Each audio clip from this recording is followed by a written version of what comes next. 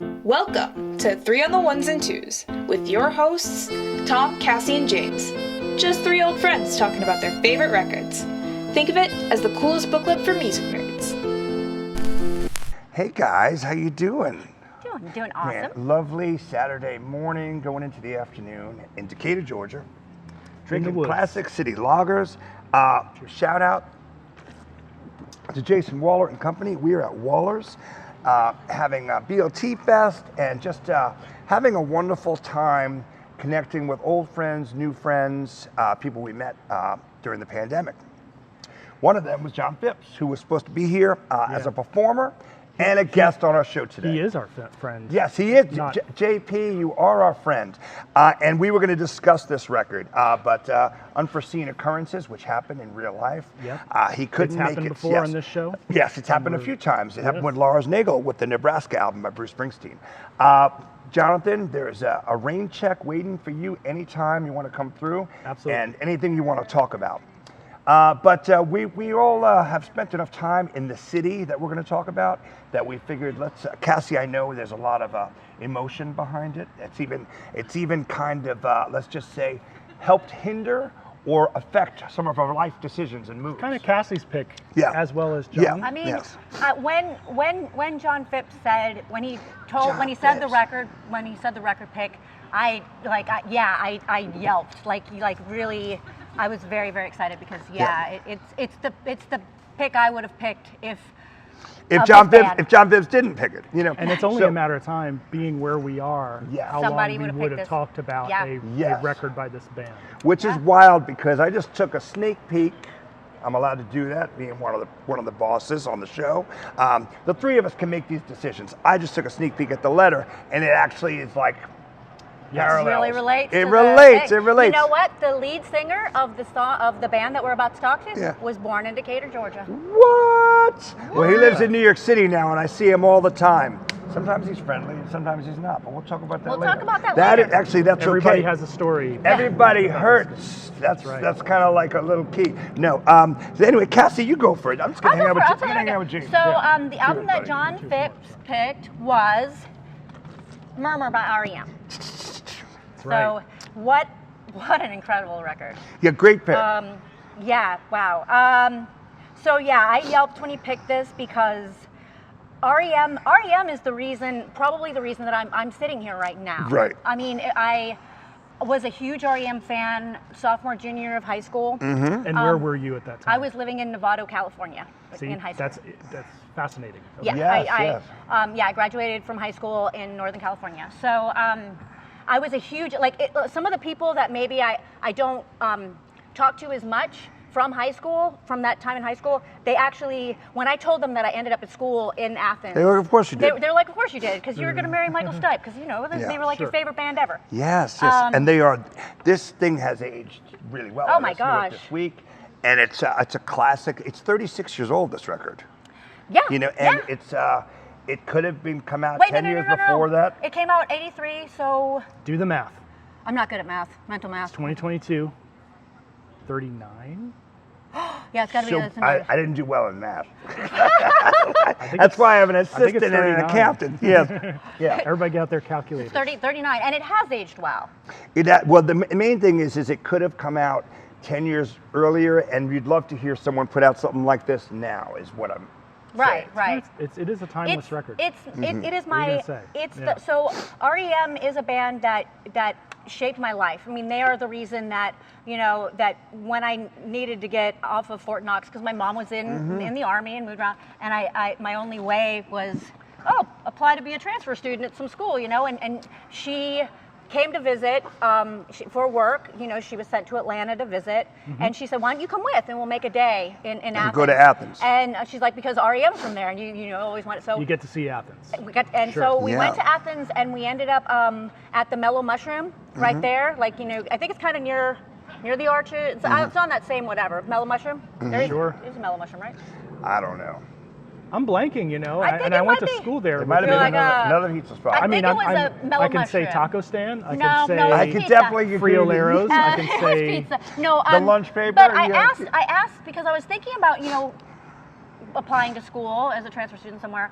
And so I asked the waitress how the school was and how the city was. And she pulled up a chair and she sat down and she just started telling me, she's like, everybody here plays an instrument. It's so me. And so just her kindness, you know, her just to sit there in the middle of her shift and tell me about it. And then the fact that it was so much music, it was just like, yes, this is. And that was an exciting time. This would have been about 92, right? That would have been 92, but no. We went to school there in 93. We went to school there in 93, but I think it was like, no, because I was already, it had to have been earlier in 93. Sorry to mess with your No, that's okay. memory. I know your memory is kind of messed I think up. it had to. You just threw a wrench in things. It had to have been later in 93, like Because I met you earlier in 93. I met you in 94, Sure. but you already were there. Right, but then I went to Athens. I've known her longer than you. That's right. I met all these people, and you know, I mean, it's just like I wouldn't know Tom. I wouldn't even know you. I wouldn't have met Brian Kinchelow. You're absolutely right. I wouldn't be married to the person I'm You married would not have to. your husband. I wouldn't have my life. You wouldn't have been in this part of the country. You probably would have been in California. I mean, who knows? But that really was an exciting time for Athens, is my point, too. It was. Because think about these bands came out 10, 15 years earlier, doing Thank You for Your Service. Like, let's say, late 70s, early 80s, these wonderful bands that came out at this time. And then to still have an effect on an awesome young Cassie to say, I want to live in this part of the country and go to school there. I was just listening to an interview with Paul Leary from Butthole Surfers, who they were actually compared to each other as bands around that same time. REM and Butthole Surfers. Yes, and even though they sound nothing alike, but Butthole Surfers covered REM songs in their set back then, and then they also moved to Athens saying, as a joke, we want to meet REM. Like they actually were looking for them, which is really awesome. Yeah. But that's something you do in Athens. Yeah, I've driven by the house. We've driven by the house. I want to tell my you know Jenny. You remember Jenny Davis? Of course. From school? So we were at this party in Athens, and I think it was after I got kicked out of Athens. Like I got kicked out of UGA. My GPA went way down. Cut that out. So I think I had gone back, and we were at this. We were at a Halloween party. Yep. And she had dressed up as Annie Oakley, and she had gotten a Red Ryder BB gun. Yeah. She had bought like a Red Ryder BB gun. Really? That's weird and kind of familiar. Yeah. Go ahead. This was right around like the early 90s. Like it was after I think I got kicked out. Maybe not. It was right around. Sure. So she got this Red Ryder BB gun, but she wanted to take it back to the car because she didn't want it to get. She wanted to return it because college students, money. Right. You know? You're like, right? Sure. I spent $20 on this. I need that $20 back. So this party is in this like old house in Athens, and we're walking back to the car, and we pass a couple other houses, and this guy with his girlfriend, wife, you know, or friend, you know, were up on the porch, and they had like pumpkins, you know, jack-o'-lanterns, and we're walking by, and they're like, oh, is that, you know, he's like, oh, is that a Red Ryder? And we had this long conversation. It was like, not super long, but, you know, it was like maybe like 5 minutes. It was cute. It was a nice conversation. And then they were very funny. He like steps over, so it must have been, maybe not a full moon, but it was big, and you saw his face. And it was Bill Berry, and we were like, oh! And then the minute we realized it was Bill Berry, it was like He sort of like was like, oh, okay. No, he was really cool, but we were like, up. Gotta go. Yeah. And we just like went back to the car because we were just like, oh my God, it's Bill Berry. What a cool story. What a cool guy. He was cool very, drummer. very nice. Yeah. Tell me I like him as a drummer.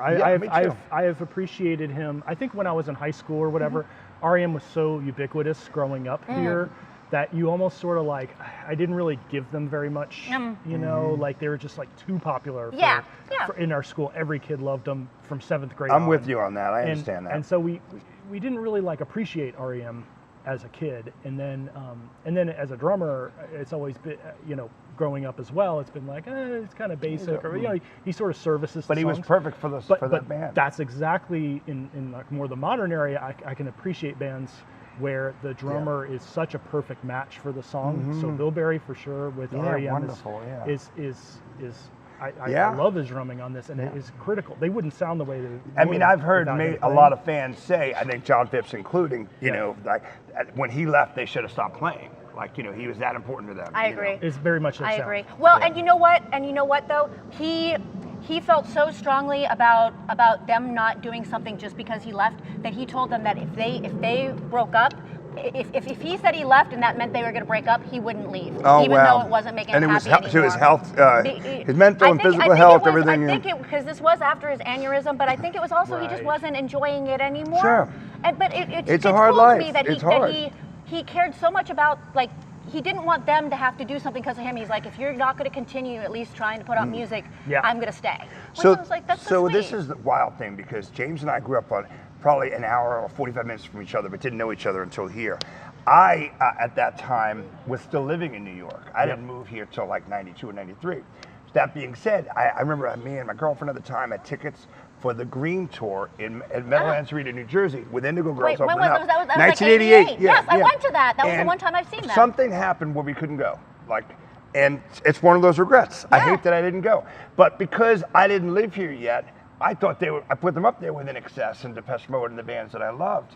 And then when I moved here, I saw there was kind of saturated, and good for them and the hometown hero success, but I saw posters everywhere, and I'm like, all right, now I'm kind of, But the best thing about it is, and we talk about this on the show, and when we're having beers, it's, well, you have this thing that documents it, that's the best thing, it's been recorded, who cares, don't listen to it for 20 years, and this week I listened to it, and it sounds new and fresh and awesome and classic. I could say all those same things, because yes, after loving them so much, and then coming to Athens and like seeing them around, like, it was almost like this, and I was like, 21, 20, I just didn't, it wasn't really super, it wasn't super cool at the moment, and right then, to be all about them. They weren't like, it was sort of like, there's other things in Athens, like they're there, but like, it's sort of, there's so many bands, there's so so much many bands going on. But speaking of the Green Tour, that was also a big thing for Sue, my wife. She, her sister bought her a tour shirt of the Green shirt, and she quoted a song from that. I know. Sadly, she passed away, and I'm we so just had sorry. the, service for her and everything. And so she, in her eulogy, she talked about the Green Tour and her sister bringing back, the shirt. Oh man! And it also, was really beautiful. So Sue, also through this process, she bought a replacement Green tour shirt, and she wears from that tour an original. She found an original. Of course, she didn't have the one from when she was 1988.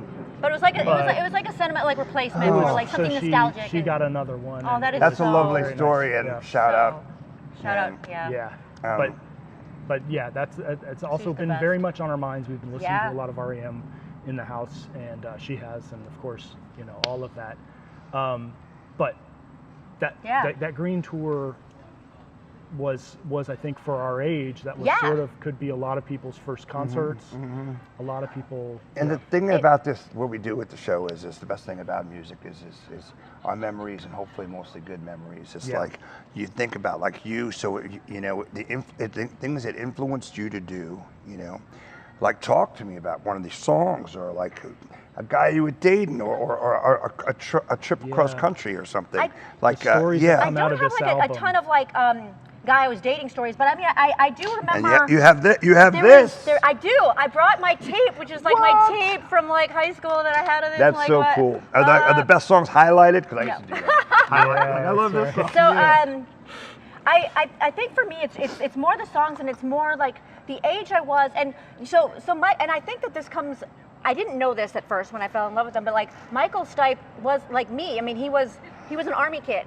Oh, and wow. He was born in Decatur, Georgia. But they moved around a lot, and I think that there's something, there's a certain loneliness that comes with being an Army kid that you know that he has experienced things that you have experienced. That I had, right. But I think that, but the first thing that caught me a lot was that not just with the lyrics, which are very, very cryptic and kind of they feel a little lonely, but also naive and vulnerable, and a lot of the emotions that you're going through when you're a teenager. When you first get 15, 16, and you're just it's a difficult time. And it's the fact that it was beautiful, but it felt kind of lonely and sad, certain things, and certain it connected with so much with me. And then later when I learned that he was an Army kid, I could see that I connected before, but it's because I connected to the sound. But I believe the sound was a direct result of his lyrics, and the way he sings is very haunting. It's very emotional. Oh my goodness, unbelievable, yeah. Especially at this era, because I feel like over time, when they became sort of pop superstars, he kind of came out of a shell a little bit and became. He almost had an alter ego at that point. But at that point, I think there was a lot of his sort of psychology, vulnerability. A lot of that was very vulnerable. Music. Yeah. But that's also what a lot of people loved about them and resonated with you. This is their first record, and this record, and it came out in '83, and it was their first record. They had put out an EP, and I think Radio Free Europe was like a single. Yes. But by the way, I just did the math. It is 39 years old. So you're like, the gears were spinning. You don't want me doing your taxes. But so in '83 though, they were first band out of Athens, first album. It was Rolling Stones album of the year for '83. Yeah. Who does That's that? unbelievable. Who does that when all you've put out is REM does that. I mean, that's insane. That's right. Yeah. And it's just because there was something. Their sound did evolve. I think it did become more polished. I don't like it as much as the grittiness of this. I think they developed their craft and they became the powerhouse sort of pop band. They went from a great club band to a great stadium. But what I was going to say is like even on this, before they had cultivated that sound, like they came in it with a pretty solid, distinct personality, a vision, and that wasn't like anybody else. Formed and so it kind of like gave them, and that helped a lot. Yeah, and they just shot them up to, and it was very distinct from the other bands from Athens at that time. And I know we'll talk about this a little later in the episode, but of course, Athens has such a history of all these different bands, and also a lot of them are very unique. It's not like there's an Athens sound. There is not. But for me, for somebody that unless you say that's the Athens sound. To me, when I was loving this band, and seeing this cover, which is about the kudzu, and I had never seen kudzu. I didn't know this was kudzu, and there's like the trellis and stuff. It could have been taken right down the road. Yeah, exactly. And you know where that is. But the trellis and all that. I had never where I lived in Northern California didn't look like, and I had moved around a lot, but nowhere I lived looked like this. Yeah. And so then when I came to Athens and I started seeing this in Georgia and all this gives me the feeling of Athens. And their sound, I think this image represents their sound. Because I agree with you. There's an exoticness to this. You say exotic, but people who've lived here their whole lives, they don't see it. But if you spent time away from Atlanta and Athens and other places like that, it's funny. Like friends of mine, like my friend Josh, who's from California, I remember when he came into Atlanta after not being around for like 10 years. He lived here for a little while, but then he came back into town, and it was like the landscape and everything is very specific that we don't really see. It's different, and that's one of the things when I came the first time. So speaking of their album Green and seeing them on tour, that's the first thing when we came. My first time to Atlanta. So we were living on Fort Knox, and we drove here, and driving into Atlanta, and you see this. It's a city in a sea of green. Yeah. I mean, it is incredible. And that's very one of the things forested. was it was like, it's not. You don't see stuff like this a lot. It's something especially that maybe people take. Out to further you go west, it doesn't look like that. In Georgia and probably like some surrounding. It's gorgeous. It is beautiful. But I was going to say too about you don't hear often. Michael Stipe surely has said that Patti Smith changed his life. Oh, yes. We've seen that in a million interviews. Yep. I know he's mentioned his love for Leonard Cohen. We here are fans. Just saw his new documentary, Hallelujah. I suggest everyone go see it. Inspiring, unbelievable. But you don't really hear much of, let's say the rest of the guys. And Peter Buck's done so much great work with Jeff Tweedy and stuff. Yep. But for me, I remember being this new wave kid from New York. They seemed like, and I could be dead wrong, but an American in the South who listened to New Water's first couple of records. It was like the bass lines totally, I was like, wait a minute, this is very dancey. Right. Do you know what I'm saying? You know what I'm saying? Yep. And so that was, and then I was like, well, I'm turned on. I'm a fan. I was like, I'm a fan. Right. I was just gonna say, every once in a while, I think in the 90s we probably heard it too often on the radio, but every once in a while I'm traveling through a state that I don't live in, and I'm working, and I'm just changing regular radio stations and feel like I'm a trucker in the middle of a Rolling Stones song or something. and I'll come across Radio Free Europe, and I got news for you, I always blast it. Yep. It just puts you in the best mood. Yep. You know, like I said, in the 90s, we probably heard it too much, but now, what do I hear? Twice a year, and it's wonderful. Yeah. I mean, and that first album needed something like that, like a real blast. It was, hit that's single. exactly what it was. It was That was them the first thing they ever put out. They was could have Radio been Free Europe. a one-hit wonder as well. Well, yeah. Like if they had never. But could you imagine the first thing that you could ever have been put their out? Melt With You or something. But the first thing they ever put out was Radio Free Europe. Very good point. And then they Exactly, turn around and like, could you imagine the first thing you ever put out is that song?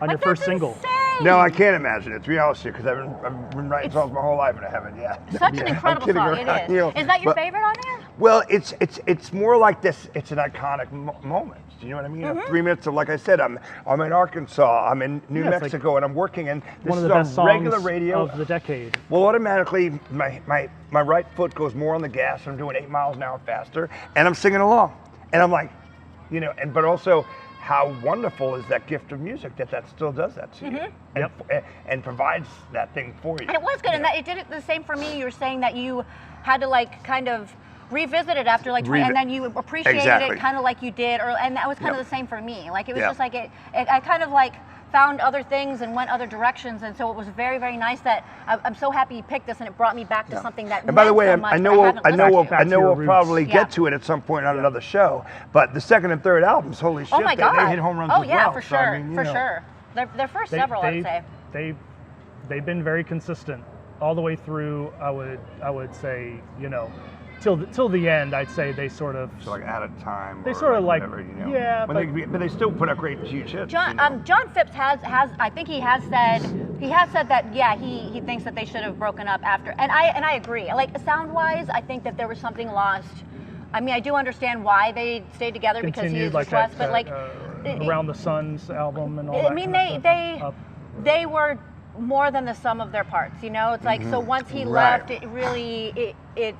Yeah, and their sound was sort of evolving to the point where I feel like they were trying to figure out a different way to go, and they sort of, you know, did it, but I think they knew kind of when to hang it up too. Yeah. Which in many ways also was thoughtful. They were very honest with themselves. Yeah. Which in many ways also is thoughtful. Yeah. The drummers leaving, we preserved should their change legacy. our sound a little bit. Yeah. It did. It makes them a kind of a timeless band. They could have just stayed together as a three-piece and sort of just kept on doing different things, but it's kind of nice that they kind of kept. They have a huge catalog. They have and also they've made conscious decisions.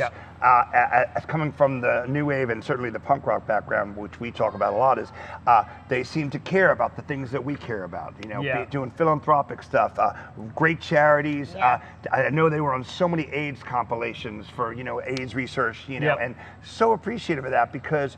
Massive fan club, like very like fan focused. And you want guidelines, man. You know, like your parents, do their best to raise you, but sometimes they mess up. And I know a lot of my heroes. We joked earlier that Joe Strummer always pops up in every episode.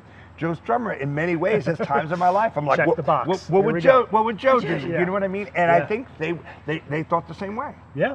Which is every time wonderful. I saw a band in Athens, I would always see Michael Stipe bringing the band around. Yeah. If it was. Really? I've been. Because I only saw him like a few times, and it was never then. Well, okay. Whenever Fugazi would play, Michael Stipe would bring Fugazi to. See, I've never seen Fugazi. To the Grit. The Grit, whatever. yeah. If shout out to the Grit. Shout out to the Grit. I saw everybody in Nirvana with Michael Stipe come into Wuck Street. I saw Eddie Vedder once walking down the street with him when they were like in. See, he was always the like ambassador. Yeah. Whenever Which is lovely. One of the major bands would play Atlanta, like a Nirvana or something, they would probably go to Athens. And Michael Stipe would show them around and take them to dinner and hang out. Even our best friends, you're talking about your friend from California. Yeah. When a friend of mine comes to town, if I'm in Atlanta, I'm going to take him to whether it's the Earl or the Starbuck or Criminal Records you're or the ambassador of your town. And then you go, my friend's in from England. Well, we're going to take a day trip and go to Athens one day and go to the record store. We're going to go by the 40 Watt. We're going to go by the Manhattan and have a beer. Michael Stipe and Peter Buck met because Peter Buck was working in the Wuck Street, and I'm just like, I've been to that Wuck Street. Like, it's so cool now. I didn't know all this stuff about them because you didn't have the internet back when I was listening to it, so I couldn't read it. Peter Buck went to my high school. Oh, really? So my teachers had taught Peter Buck because honestly, we're pretty old dudes. It's not that much of an age difference. No, he's like 6 years older than us. I know. It's like that. Yeah. I've been in Peter Buck's house, and when it's I was beautiful. a kid, obviously, you're like, oh my God, Peter Buck. But like, it was, really only like 7 years difference. I know. Crazy to think. But when he was 23, he was 15, so that's the thing. Exactly. Yeah. Like he's but 23, now it's 15. completely, But yeah, I think like I said, everybody has a Michael Stipe story. Everybody has an Athens story. Mm-hmm. I agree that the ambassadorship and that Michael Stipe and REM, I would say more than some of the other bands, really personified Athens. Yeah. But maybe we should talk about that. We should talk about that. We should talk about that because unless there's any other thoughts you have on the record itself. No. I mean, I would just say, I would like to hear. Okay. Do you have favorite tracks? Because I really do want to know. Everybody, I like that. What is yours? I have a hard time with them. I love Radio Free Europe. Sure. I really like them all. I'm kind of like sometimes on the fence about 9/9. Mm-hmm. But I would say like Moral Kiosk. I don't know why. There's something about that like breakdown that just like. It gets me excited every time. Oh, no, it should. Yeah. I like them because they're still kind of figuring out their sound in a way. Exactly. I like they're kind of like, this album is kind of diverse. Pretty like accidents. They're kind of taking little. But they're still finding out their sound. But I think they got really, really lucky in the fact that like even like where they shot the dart and it landed just as a starting point was already pretty distinct and pretty cohesive. And it just so I think they're all very different, but they all very different, but they all go together. Yeah. Like that's the nice key. Collection. It's a nice diverse it's a perfect thing, mixtape to put you in the right mood. They could have just done like 13 Radio Free Europes or whatever. Well, yeah, so but like try then really. They really go in different places. So Talk About the Passion is always going to make me cry. Oh my goodness, yes. I was going to say that's probably my. Yeah. That's the one that you like. These guys. Like whether like on purpose or pretty accident, they just hit it. It's just like what the heck, I think and especially being that young, because I don't think I don't think I really even knew what I was doing as a songwriter till I was almost 30. You know what I mean? So and that everyone's different, but to have that worldview, and that wisdom, and that vulnerability, which I will say also, like part of like, just with his lyrics, Michael Stipe's lyrics, I think that also the worldview of living in a lot of different places, being really that travel child, yeah, exactly. I mean, it's just like. Well, I was going to say, does James, do you have any favorites? Are you kind of like the whole thing? I like 9-9 really? or whatever you say it, just because of the post-punkness of it. Okay, it's like, I see that. It's like the furthest they go into being like kind of like a aggressive, more abrasive, more like I got cool records. They always have cool records. I mean, they're definitely a band that had a great record collection. Right. I like We Walk because it's a waltz. Yeah, it's kind of funny. I don't know any other REM song where they did it in 3/4. That's one of my favorites too. I really like that. So I like those kind of like I like it where they're kind of figuring they're things very out. playful in they're it taking too. some risks. So that's what I like about that album. It's like they're not like they haven't locked into a formula. No, even though they have a great sound, but they're not formulated. Now their brains are still sponges and they're learning. Yeah. Exactly. Well, Melinda Hogan. It's been a minute. We love all the letters. We also want people to send in, contact us with questions and stuff. So go to our Facebook page we really and submit dig it. questions if you have any. But Melinda Hogan, I like people who go right to the point. She goes, damn, guys, love this. Okay. Who's your favorite band out of Athens? Who's your favorite band out of Athens? Which right now, well, it's so good to talk about REM, but let's say each of us pick a band that's not REM. But I know for me, I love Neutral Milk Hotel a lot, and I'm still studying everything surrounding that, like Elephant Six stuff, you know. But for me, Airplanes Over the Sea, like that was just a record that I thought was perfectly weird, and I dug it when I. Well, when we talked about television and Marquee Moon, we mentioned the albums that are just perfect, where they almost pulled something out of magic to make an album that was almost better. Because I saw Neutral Milk Hotel back then, and it was not what that album. They were still it was sort works of like, in progress. Figuring this is very uncomfortable. It's a mess. This is they're going for it, but this is making me uncomfortable. But that's also. Well, I was going to say, and I love some other Chestnut Records, and then Pylon. There's so many. Now we're pulling out like some wonderful. We think about Athens, but I agree with you, and for you. Oh, for me, I mean, I'm sorry. I'm sorry. I mean, I can't not. I can't. No, I mean, please can't. do. I mean, like, please I mean, do. and of course, like, Right. Of course, Pilot, awesome. You know, and of course, Pylon, Thick yes. Chestnut. But like, I can't. I edited my connection because we have 30 minutes. But like, I was really afraid that when I was telling the full story of like really, and the details of what made it like even hit harder home, like this. I edited all that, so it's like I'm not going to pick another. I mean, this is going to be my. Those first and you just to be clear, this is your favorite REM album. This is your my favorite REM it. album, and at one point before I had like ever heard the Jam or before I had ever heard, they were my absolute favorite artist. So this is the best. This is the best episode yet. Then I mean, I love it. This is one of like maybe 2, maybe 3 albums that it's like I have such a connection to that it's.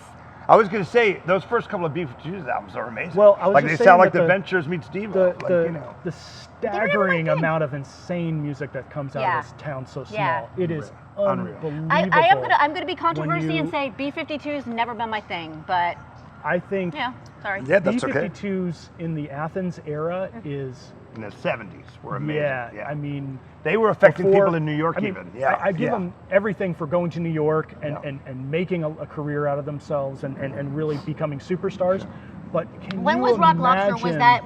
Oh, that's first 7-inch. It's their radio for Europe. Okay. 52 Girls and Rock Lobster. Put out by Danny Beard. Oh, really? I think that maybe the problem is that like I didn't hard really to separate you from. I didn't really access them until Love maybe Shack those and maybe because of those, and I didn't connect. I didn't research them further back, and maybe I would have. Yeah, the first couple records. I mean, the guitar player was phenomenal. I mean, like unbelievable. Well, when they were a 5-piece, when it's, and we're going into a whole big. Exactly. B-52s. Unbelievable. Pylon. Think about the history, because it's like B-52 started the college rock of Athens. Pylon picked up with. I have a huge question for you. B-52s moved to New York. Pylon started. They just came right in and just kept the party. I just read a book on Athens. The Athens music is wonderful. I have a huge question for you, James, about so Pylon Reenactment Society, are those members of Pylon so it is Pylon, but it's a couple people from the band. It's a couple from Pylon? Yes. Oh, okay. Okay, that's cool. Yeah, and I've seen them. They're great. I'm glad that it's all I've wanted to together. Anyway, Pylon, amazing, but then REM kind of taking it, and then all of the Inside Out bands, Barbecue Killers, oh my goodness, all the bands that came through. Then also, I think it sort of keeps going. You have the bands from the Fuel compilations, which for me was a big influence. The kind of more post-punk bands. We talk about 5/8. We talk about. I love Mike Mantione. We talk about, Can I take that? I mean, REM's my favorite. Oh, I really do love 5/8. But a modern. I'd say modern. It's still 30 years ago. Yeah, I know. But like you got the 5/8, you got the Bliss, you got Harvey Milk. And then it keeps on going to the Elvis Six bands. It goes to Maserati. It goes to all that's connected. It just keeps going. The amount and you talk about the Chestnut, the amount of amazing music. The Athens scene is insane. That comes out of Athens that just keeps going year after year is unprecedented. I don't think of any town that has kept and that small of a town. It's that small of a town. But I would say my favorite, and this is a very personal one for me, and a band I never got to see live is the band Roosevelt, who was on the 5/8. Everyone check that out. 5/8. The Fuel compilation, CD compilation, 5/8. If you listen to the Roosevelt, for me, Ballard Lessman is the drummer. I love it. So Ballard, Rocketines, became Rocketines.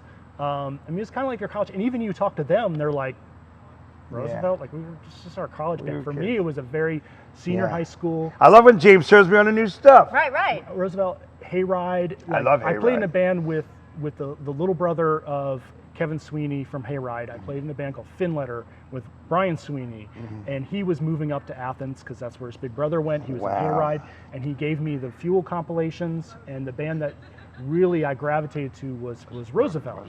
So I'd say Roosevelt is my favorite as a special moment in time. But just to say, Athens is. I want to give a shout out to Athens, Georgia. Yes. Want to give a shout out to. This is our love letter to Athens, Georgia. Give a shout out to REM and the album Murmur. Shout out to Jon Phipps. Wish you were here. Shout out to BLT Fest and Waller's in Decatur, Georgia. And like we always say, man, love is all around. Send us your thoughts, send us your ideas, and have the best day ever. Thanks for your time.